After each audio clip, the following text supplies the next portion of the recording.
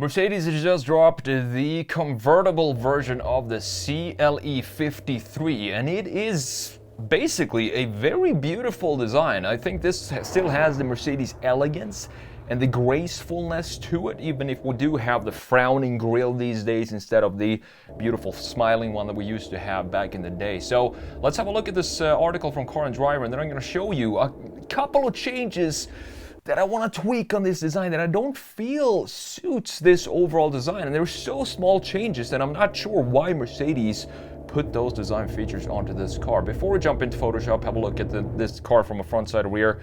The interior, which also has some changes to it compared to the coupe. Let's have a look at this article from Car and Driver. So the muscular looking convertible version of the AMG CLE53 Coupe coming to the USA later this year, and even offers a drift mode, so that's pretty interesting.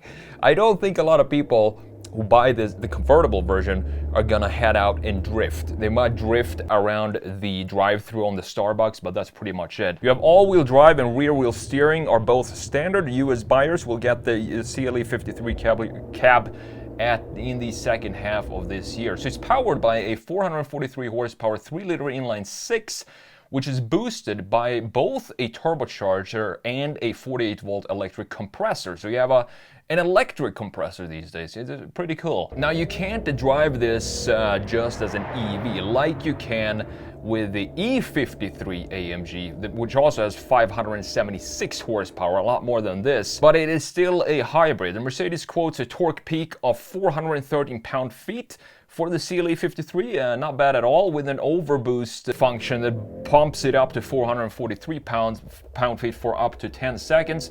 Not sure why you can't have 443 pound-feet at all times. Like the coupe, the CLE53 cab is wider than the non-AMG version, and this added width, you have 2.3 inches increase in the front and 3 inches in the back. We talked about this when we talked about the CLE53 coupe. It just changes the complete vibe. It definitely turns it into an AMG version. Looking at this and comparing it to the non-AMG CLE, it just looks so much better. Now you have bigger air inlets in the front bumper and a powerful looking hood vent. Sadly, this turns out to be mostly blocked out, with only about a third of it open to help extract some hot air from under the hood. At least it is still functional. It's larger than it needs to be, but I think it looks good. We're gonna have a look at this in a minute, how it sits between these two ribs in the hood, which I also love, going back, as you know, to the SLK from 1997. Now, what looks to be exit vents in the front fenders are also blanks. Not sure why, despite the chrome trim that attracts attention to them. This is one detail, and I'm going to show you what I want to do with this specific detail. And you also have these slits or vents, fake air vents on the sides of the rear bumper, which Mercedes puts on pretty much every single car, and I'm not entirely sure why. You don't need those vents. Even if they were functional, you don't need them on the base C-Class. Suspension settings are slightly softer than those of the CLE53 Coupe. Makes sense. This is probably going to be more of a cruiser AMG version. 0 to 60 is done in as slow as 4.1 seconds. You have a multi-layer soft top that will be available in black, red, or gray. I really like the idea of bringing back more soft tops, because I think it looks on a convertible. Don't try to be a coupe, a hardtop sports car. It is a convertible, and I think the cars, specifically Mercedes, they should be proud of it actually being a convertible and not try to hide it with a metal roof. I think it looks more classy, more elegant having it with a soft top in this case, and it takes about 20 seconds to go up and down. One pretty cool difference over the CLE Coupe is the ability on the interior to swivel the infotainment screen. But the thing is, it's not swiveling in the right direction, because I've said this before, it sits a little 6 degrees off center, but you can swivel it this way and not this way, so I can't swivel it to be centered. And this is, of course, when you have the top down, you're going to have a lot of glare, so you might want to swivel it up and down to reduce that said glare. There's no pricing details yet, but the base CLE450 cab costs around $68,000, and this is obviously going to be more than that. So with that said, let's jump into Photoshop here.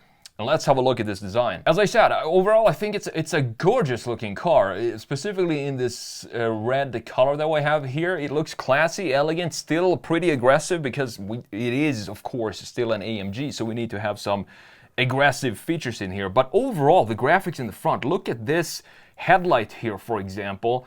And as I said, I'm going to do a couple of changes to this design as we go along, specifically in the side, and also a little bit of a tweak in the rear. But looking at the front end, clean design. I love this chamfer up top here that goes into the corner of the grille, and the headlights themselves very organic looking. We have this curvature at the bottom looking very beautiful, and this adds to this elegant feel that I want to see in Mercedes. It doesn't look, to me at least, it doesn't look too angry, and I don't think Mercedes should look angry. Instead, Mercedes compared to BMW would definitely should look angry. Mercedes should have this more confident face to it. Not angry, but confident. And I think they nailed it with the CLE. We have this upside down grille now, which we've talked about before, but still looks very clean. I think it suits this car to have an upside down grille like this. We have the typical very fluid, organic looking intakes, AMG intakes, typical for Mercedes these days, to pretty much put the same type of styling in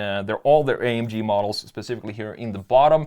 There's nothing wrong with that. I do think it looks great. Panamericana grille here, of course, this being an AMG, looks way better than the non-AMG in my opinion. I've always been a huge fan of this specific grille. Now looking up top, you can see, barely see that we do have a hood extract vent here, extractor vent, so you have some air flowing out from this vent. But these waves that we have in the hood, these are some of my favorite features on Mercedes's going back, what is it now, 97 to today, many years. I'm going back having this feature onto the car. It just looks great. We have this beautiful line coming down from the A-pillar, also fading right before it meets the grille, and some new design features for the internal pieces of the headlight. We have one single line here and then two elliptical LEDs underneath it. Overall, a great looking car. It looks graceful and elegant. Now looking at the side view here, and this is where I want to do one single change. Because you see this air vent here, it feels so out of place, and it makes the car, it cheapens the car, because I don't understand, first of all, why we need to have an air vent here. I think they said that this is a fake vent, I'm not entirely sure, but even if we were to have an air vent, why are we putting in this silver/chrome finish to it when everything else has this dialed down and black tone to it, except for this wraparound that goes around the cabin here. But this just sticks up too much. So what I want to do here is to just have this be a cut straight into the body without an additional piece to it, and that would look something like this. So I think this looks way better to have it without the silver piece. It just blends in so much smoother in the design. If I were to buy this car, I would probably wrap this black, similar to what we have this gloss black in the front end graphics, at least to just dial it down a little. It sticks out too much in the side view, which is otherwise a very beautiful and clean side view. We have the same shoulder lines as we have in the coupe that face here in the middle portion. We have this line at the bottom that doesn't really have a connection to the rear end because it's cut out by this fake vent that we have that we talked about in the rear fenders that they put on pretty much every Mercedes model. But have a look at these wheels. If there's one detail Mercedes has done great for a long time now, it is the wheels. I just love these wheels. And these are usually, I would want to switch out the stock wheels on pretty much every single car that I see. But in this case, I would not want to switch out these wheels. They're so good looking. They look sporty and elegant, and they still have this inner rim to it, which looks very cool when this wheel is in motion. You can see it hiding here behind the spokes. It's like a dual rim design, and it looks great, specifically, as I said, when it's in motion. Now, looking at the rear end here, of course, it's going to be pretty much identical to the coupe, even though this doesn't have the roof up top here, obviously. But we do have these new graphics for Mercedes, organic taillights in the rear end, coming back to the more organic feel that we have generally around this entire car. And you can see that this is why the side vent is even more confusing, because if we look at the front end, there are really no, for example, this hood, there's no additional piece around the vent, and there's also no additional piece around this in this case fake vent in the rear, but in the side they decided to put this chrome silver piece, and that's also one of the reasons why I think the side vent doesn't suit this car. But overall, beautiful design in the rear end here as well, organic feel, and we have a clearly defined bumper. We have the 53 style tailpipes, which means that these are going to be round instead of this more squared 63 style that we have, which obviously going to come later on for the CLE63. But look at the integration of this beautiful diffuser, very organic, and I do think it suits the CLE, since it is a mid-size, I would say, convertible, to have a little bit more smooth surfaces and graphics to it, because it's not the big brother. If we had an S-Class convertible today, it would be more static, and that would probably just have a single straight line like this. But since this is a smaller sibling, we could add some more styling to it, and that's exactly what they did. Now, one thing I want to change here is, you see these lower pieces here? This piece, I wouldn't call this a diffuser diaper exactly, but it sits all alone there, and it's also silver.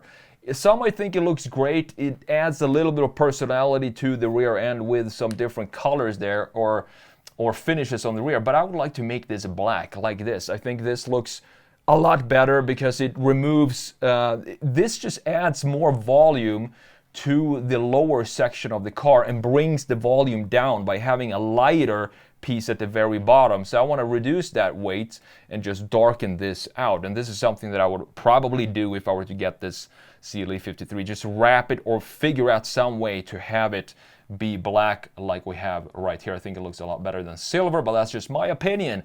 Now, looking at the interior here, last but not least, there are a couple of changes to the interior for the convertible compared to the coupe. We talked about this swiveling thing here. So this actually has it's linked in this area. So you have a swivel here. You can swivel this back and forth just towards you or away from you. But what I would want to do is have a pivot point in this corner that opens up right here. So we have a little separation here, so you can swivel it this way and just turn it into center. That would be fantastic, and it will solve every issue I have with this interior, since it is not centered. As you can see, it sits a little bit here with 6 degrees or whatever they said to the passenger side, so it's facing the driver more. But other than that, this interior is still Mercedes style, elegance, class, a lot of carbon fiber here with the ambient lighting going all across this interior. I do wish we had the AMG GT style of the gauge cluster here with these covers on the side here, similar to what we have on the AMG GT. I think that looks better, but this is not too bad. The screen itself looks way better integrated than what we have in the BMWs, where they just, you know, put the big 14.9, 12.3 inch gauge cluster up on the dash without any consideration of how it's going to look for the rest of the interior. At least here, you can see that this screen gauge cluster actually sits within a carbon fiber bay. I also like the vents up here looking nice. I like that this infotainment screen does not stick up somewhere here and just cover the view in front of you. Steering wheel, again, Mercedes and wheels, fantastic. Drive modes here, suspension settings and so on the other side. And overall, it's a great looking convertible, and I like what they did here. They combined the E-Class convertible and the C-Class convertible into the CLE, and this is what we get today. I'm glad they're still keeping this type of convertible, this size of convertible alive today, and I'm looking forward to see what type of changes it's going to make to the CLE63. I think it's going to have the same width. They're just going to tweak around in the front and the rear end graphics a little bit and call it the CLE63 whenever that comes out.